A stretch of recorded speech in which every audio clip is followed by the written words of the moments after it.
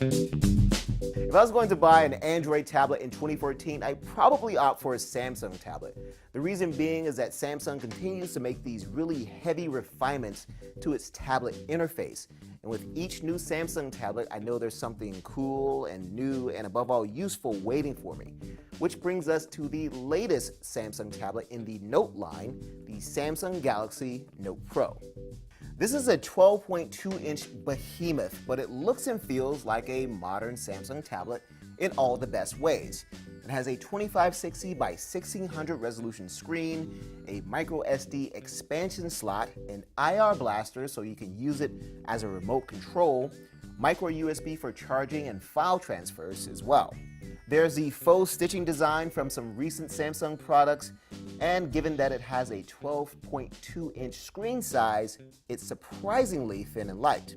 That said, if you have small hands, you may find it difficult to hold with just one of them. I always found it difficult to write comfortably on these smaller Note tablets, but with this new larger one, I feel like I have almost enough space to work and my hands don't get so cramped when writing. There's an 8-megapixel camera with LED flash on the back and a 2-megapixel camera on the front. They're decent, but neither takes especially impressive pics.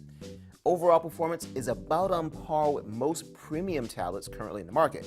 However, I was disappointed in what feels like a more narrow viewing angle than, say, the iPad Air or a Kindle Fire HDX 8.9. The screen's colors just don't remain consistent when looking from different angles, and it reflects quite a bit of its own environment as well. Samsung's TouchWiz interface has changed a lot over the last few years and has only gotten better with each iteration, and this version is the best one yet. All the shortcuts and customization options are here. The amount of settings available is staggering, but Samsung keeps them all well organized.